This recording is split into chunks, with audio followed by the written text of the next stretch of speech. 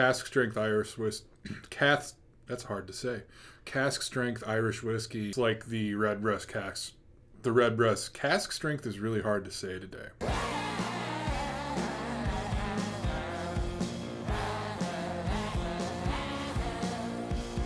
Welcome everyone to the Western Wisconsin Whiskey Emporium for ladies and gentlemen. I'm Eddie. I'm Dan. And we're the Deathless Dogs. Today we'll be celebrating St. Paddy's Day in style with Blue Spot and Red Spot, a side-by-side comparison. Both of these bottles were purchased at Woodman's on their fancy allocated shelf, and they're both bought at separate times. The Red Spot I was lucky enough to find in December. I knew I liked it. I knew it was one that I had been in the hunt for about a year and a half and had never seen it out in the wild, and there it was just sitting on the shelf, so I scooped it up for $114.99. And some of you probably have sticker shock over that, but this is a bottle that I know that I like well enough to buy it for $115. Now, the Blue Spot didn't show up on the shelves at Woodman's until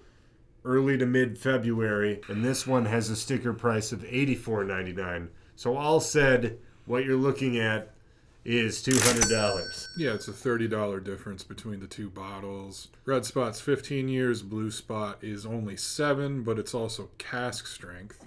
It is 58.7% alcohol, or 117.4 proof is what it's saying on the back of the tin. That's really not very high, but for Irish whiskey, that's pretty high. Cask strength Irish whiskey seems a little harder to find, a little less prevalent.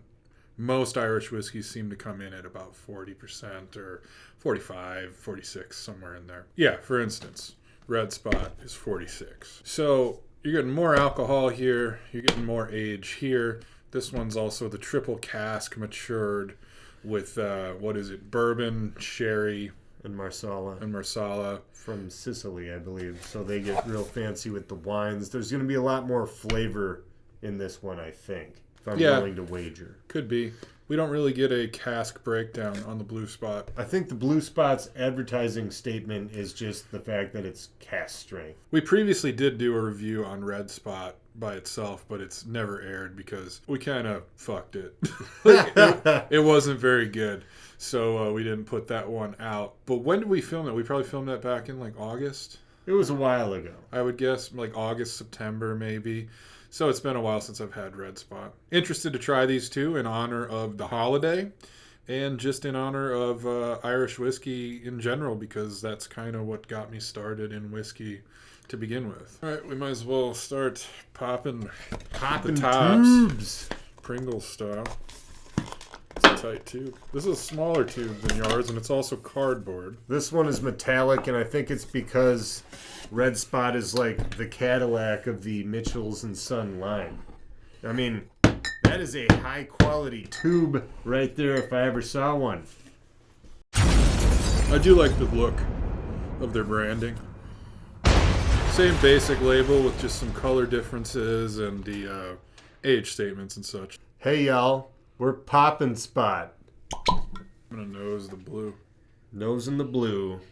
It's got that maltiness. It's a Irish whiskey through and through, almost a grassiness. Grassiness, but almost like birthday cake. You know, that sugary sweet, really sweet nose. I'm thinking like birthday cake or like a creamy frosting on some bread of some sort. I could see the frosting notes. This says a mix of pineapple, kiwi, green banana, and lime zest. So kind of those tropical notes. Green banana, I could definitely see. Maybe a little pineapple, but yeah, when you said green banana, it's like, yeah. So we're talking like probably a lot of fresh notes. It smells chewy, if that makes sense. Well, green bananas aren't really chewy.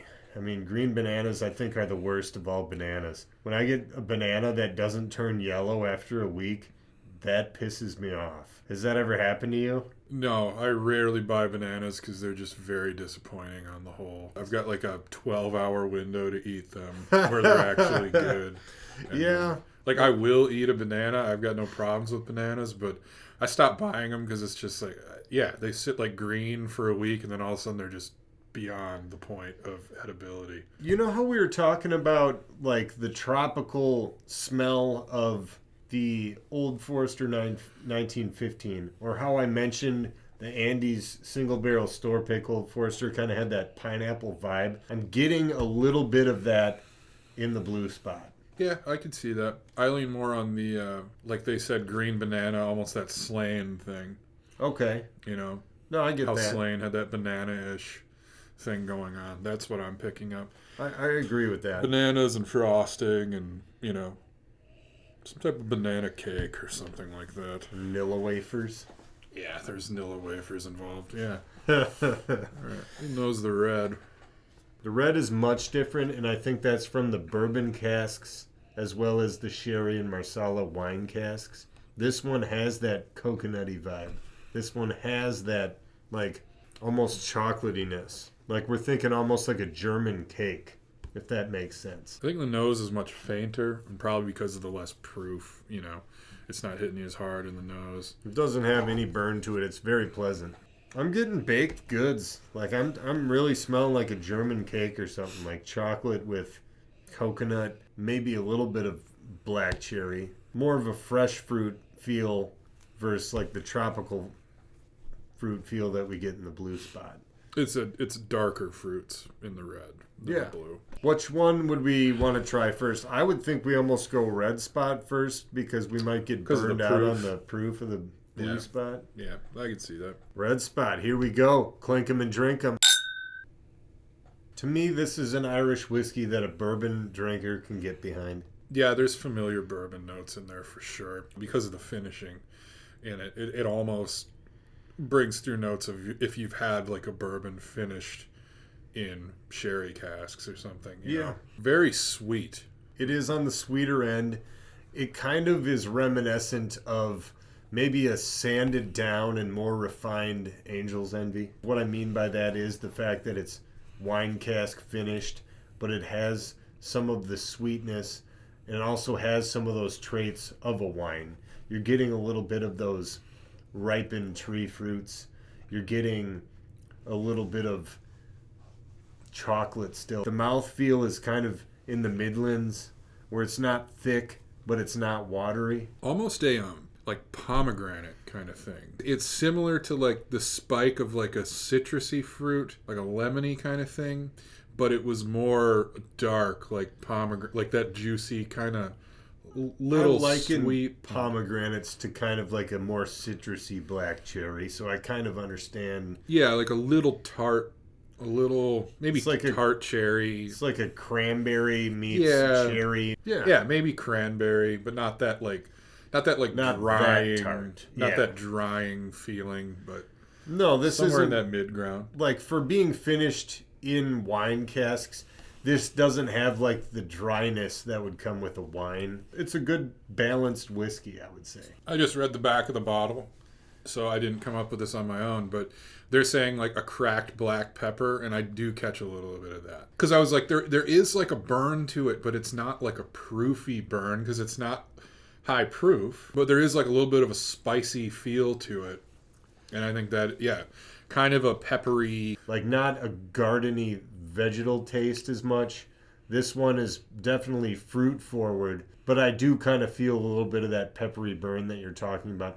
You're thinking like a peppery, more like the spice, right? Like the Yeah, not like a jalapeno or like a chili pepper, like black peppercorn. Right. 15 years, not overly oaky though, because it's not in the new barrels. Like a 15-year bourbon is gonna oak bomb you usually. right. These have already been used before, so a lot of that like super oaky characteristic is gonna be gone.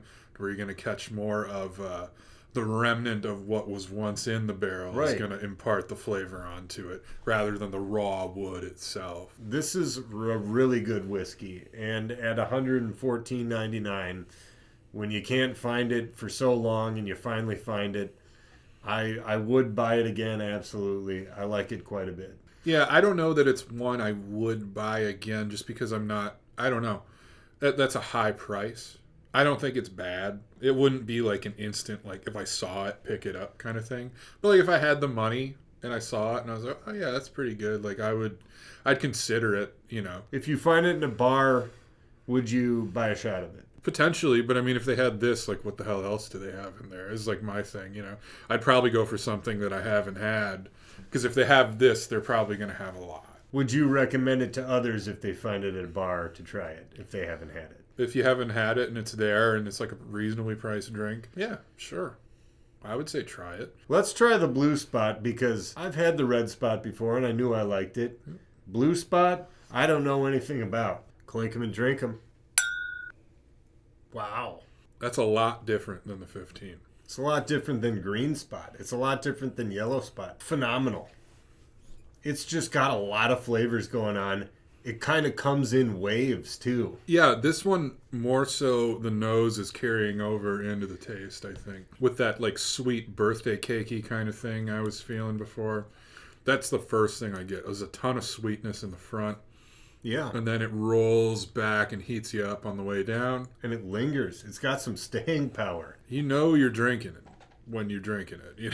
You I know? almost got like a blueberry taste at some point. I don't know if I'm just thinking Blue Spot. If you've got like blue on the brain. But you're mentioning like frosting and stuff.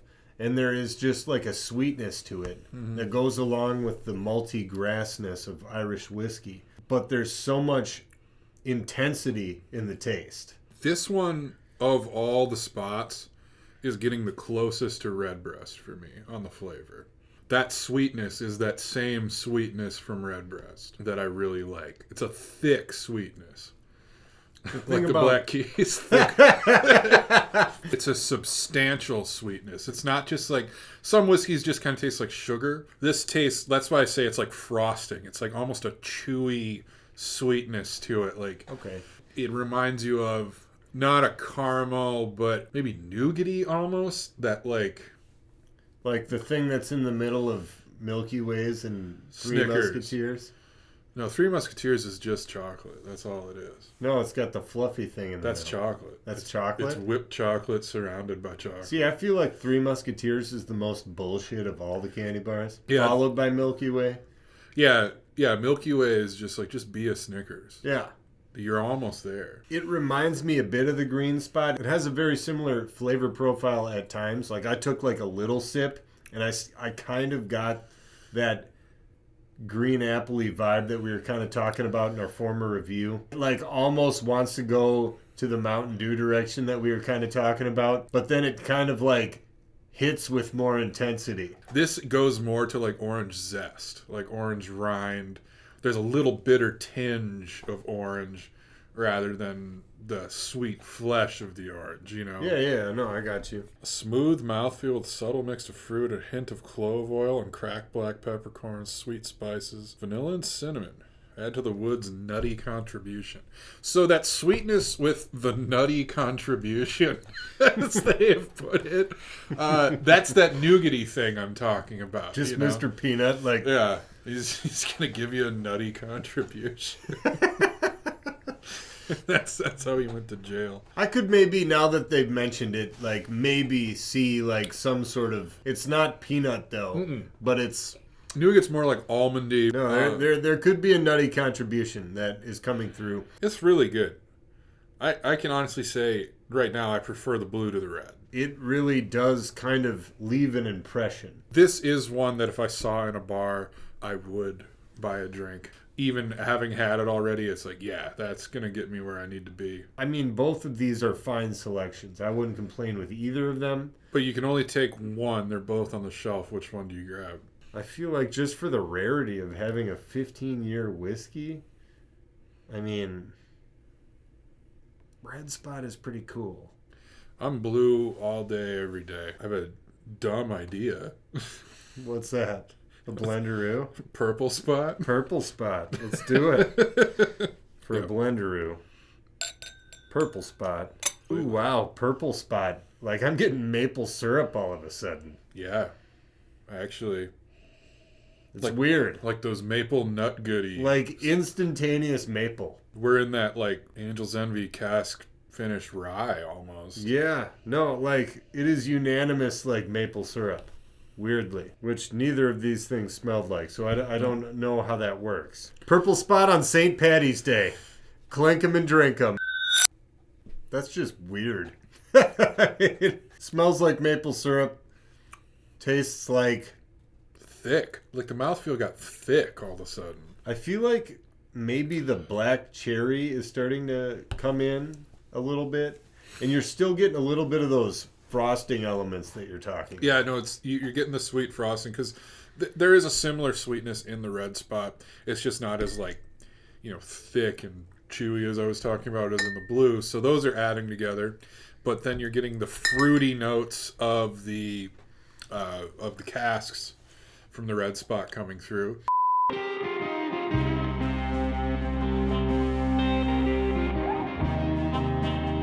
If you've had red spot, blue spot, or purple spot, be sure to leave us a comment. If you haven't yet, hit like on the video, subscribe to the channel. We're here every Wednesday bringing you new videos. Thanks everyone for watching. Happy St. Paddy's Day. We'll see you next week.